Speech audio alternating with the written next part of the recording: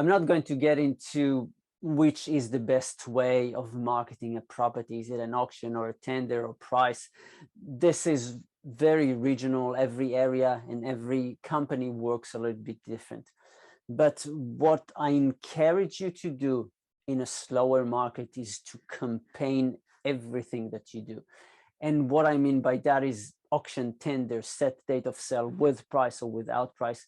Whatever you do, set a campaign that has a beginning date and a closing date where offers must happen or transactions must happen on that date. When the market is slower, one of the things that you will hear a lot from buyers is, I want to think about it. There's suddenly no pressure on them. They can go and see a house and they have the time to think about what they want to do with it because the market is slower. And if the house goes onto the market with just a negotiation or just a price without a deadline, there's no pressure on them to make a decision. They'll just think about it and won't make a decision and won't buy the house, and the house will just stay there.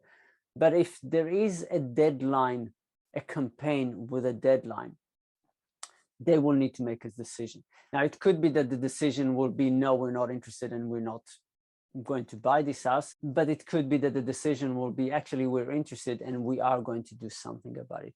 And if they are not interested, that's fine. That's great. You now know that you don't need to waste any time on them for that specific house.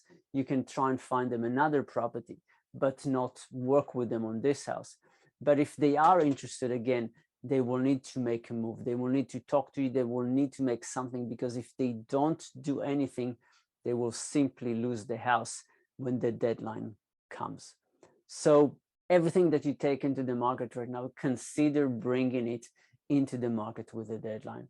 Again, it can be a negotiation with a deadline. It can be a price with a deadline. It can be tender, set date, or auction, whatever works the best for you. But have a deadline. Offers must be submitted at such and such date. Closing date is such and such date. If you do that, you will see that you are making people make a decision rather than going, well, we'll think about it and let's see what happens.